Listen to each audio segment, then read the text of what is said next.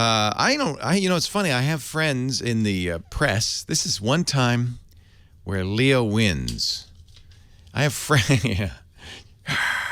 I'm not talking about the Academy Awards either.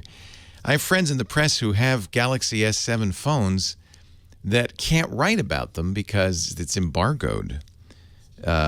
Because supposedly it's not out yet. And yet, little old May, who doesn't do that, I don't do the press stuff. I feel like if I'm going to really have an objective voice, I should just buy them like a real person. Like Consumer Reports does this too. They would just kind of buy it and experience the pain of the price and all of that. And so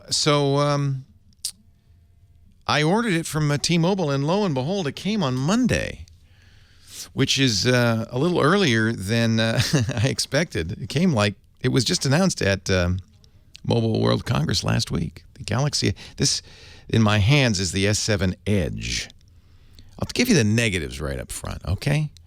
No replaceable battery. No, they've for some reason only got 32 gigs of storage built in. There's a good side to that in a second I'll tell you about, but right now only 32 gigs of storage built in. They're doing the same thing. I mean, if you like Samsung phones, you're used to the physical home button, much like the Apple iPhone, but most other Android devices have abandoned a physical home button for an on-screen home button. And if you've used other devices, you might be puzzled by the capacitive buttons, the menu buttons that they put in the bottom. They've reversed them from the standard.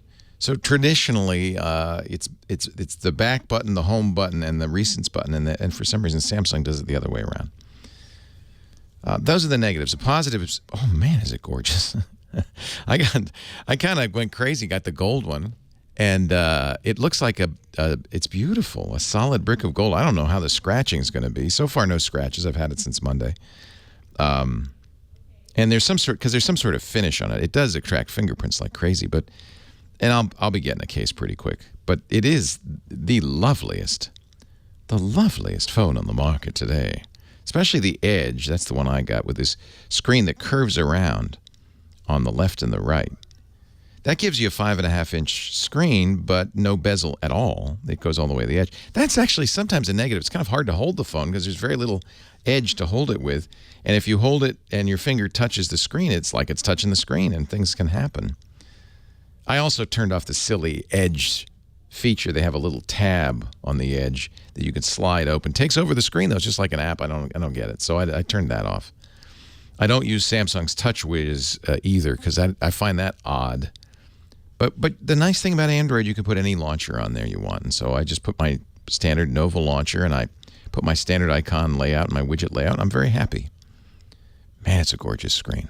Now, it only has 32 gigs of storage, but they did bring back the SD card up to 200 gigabytes on that. So, I put in the SD card. The problem is they haven't used this technique that Google is now using in Marshmallow called adopting the extra storage to make it integrated into the whole, so it feels like it's one giant storage unit. It still has a separate storage for the SD card, and that means some applications won't go there, and some data can't be stored there. If you want an application to have a widget, you can't put it on the SD card. It's kind of funky. It's all right. I guess you can live with it. And you know what? I loaded everything I have on here, and the music, I just put all the music on the SD card, and that worked out just fine. Battery life, very good. They put a larger battery in here. It was the S6 had 3,000 milliamp hours. This has 3,600 milliamp hours. Seems to be enough to get me through the day pretty well in normal circumstances. It's just a beautiful phone. It's going to be a shame to put a case on it, although I probably will because it's so hard to hold. I'm just afraid of dropping it. They must have coated this back because I haven't scratched it at all, even though I'm kind of rough with my phones. Fingerprints, yes, but no scratches.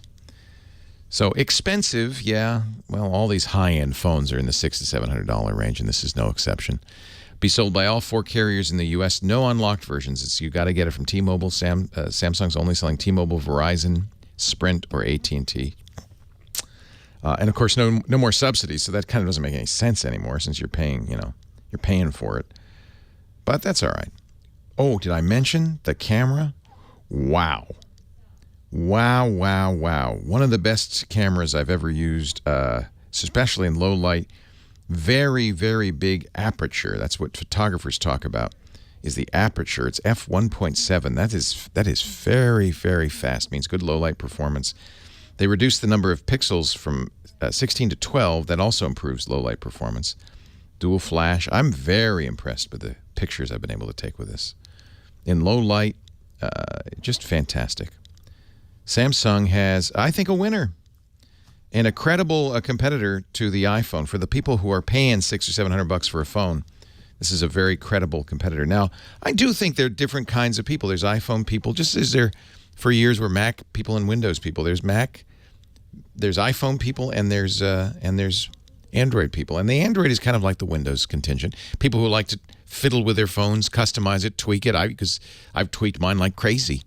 Like crazy. But I look for that in a phone.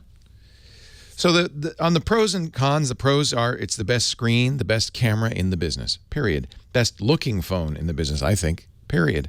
That's subjective. You may not agree, but I do. I think it is beautiful. It's very fast. Great. Samsung decided to use a Snapdragon 820 processor in the U.S. That's a great fast processor. You couldn't. Yeah, I don't think you can get faster. This competes very well with the Apple iPhone, which also has an incredibly fast processor. So you won't be waiting around. They put a lot of memory in this too, 4 gigs of RAM, and that means everything is snappy. That was a problem with earlier Android devices, particularly Samsung devices. I don't see that here. No hesitation at all. On the negative side, only 32 gigs of storage, but they brought the SD card back. That might make it better. It is waterproof. That's a positive. The edge screen sometimes is a little sensitive. That combined with the speed of the phone sometimes makes you feels like it's doing things you didn't. Wait, stop! No, no. You'll learn to live with that. And of course the price is very high. That's a negative. You can get a very good phone for now, $250 to $400, a very good Android device. But if you're in the you're in the high end Android Apple market, this is I think a credible option. I wish they'd used the Type-C connector. They're still using a micro USB connector. That's probably because they wanted to continue to work with their VR, their Samsung Gear VR helmets or visors, and those have micro USB connectors. Only one speaker, no stereo speaker, but that's the same for the iPhone. I'd like to see two. Many Android devices now have stereo speakers, but a nice phone, isn't it? It's pretty. I'm saying, isn't it pretty? Like you can see it. Imagine, if you will, a brick of gold with a phone embedded in it.